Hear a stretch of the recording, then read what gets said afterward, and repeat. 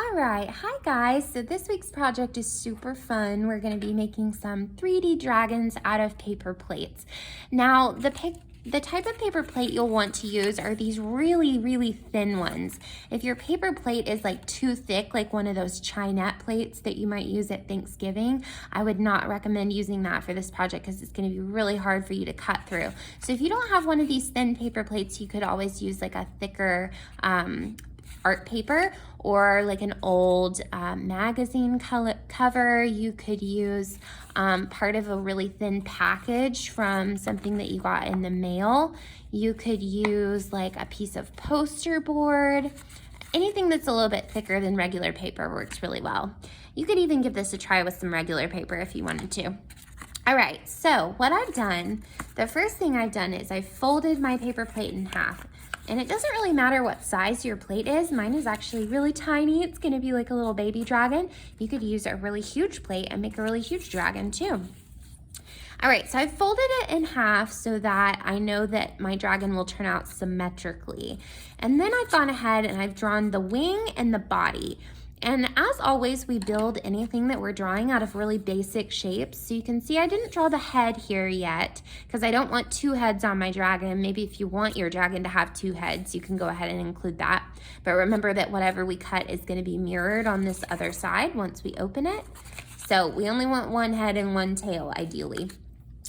Here's the body and the neck, and then I drew a wing shape that kind of connects with the outer edge of my plate here, you can see, okay?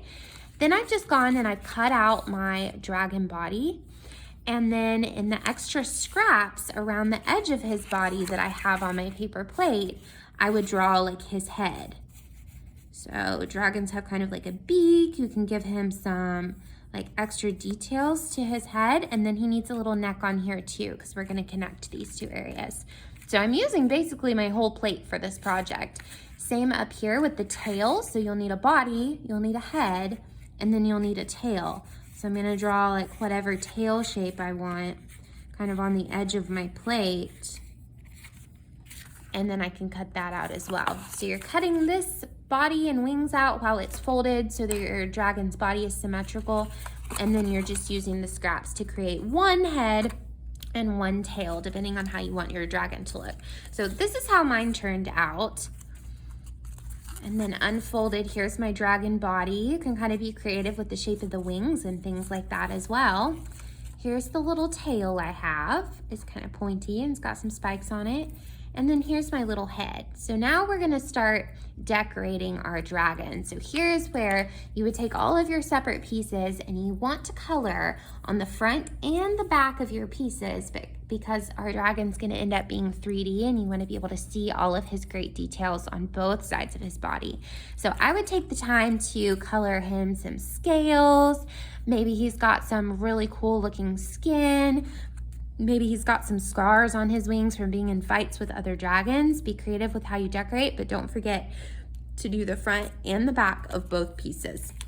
Once he's all colored and the details are added, then you can go in and start assembling your dragon. So he's got this nice little fold down the middle of his body. Now you could attach him a couple of different ways. You could use glue, you could use tape, or you could use staples.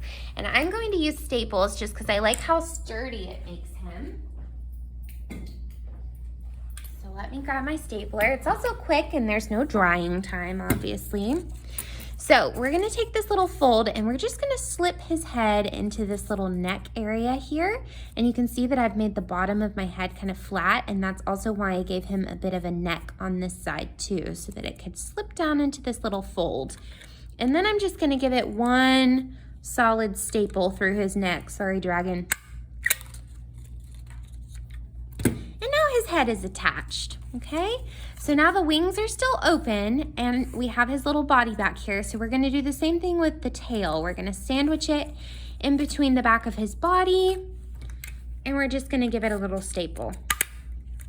Okay, so now I have a 3D dragon, and you can kind of play with how his wings are if they're like folded way out. But now I have this awesome 3D dragon, and if I wanted to, I could even staple some string kind of maybe back here towards his tail or up here towards his head, and I could hang him from my ceiling, or I can just kind of set him on a bookshelf and display him. So it's pretty cool to be able to make sculpture out of paper. I think it takes a little bit of assembly, but it's worth it. And obviously mine would be so much cooler if I'd taken the time to do some designs before I assembled. But we can't wait to see what kinds of dragons you guys come up with and how you display them. If you give this project a try, please don't forget to share with us. We love seeing what you guys do. Have fun. Bye.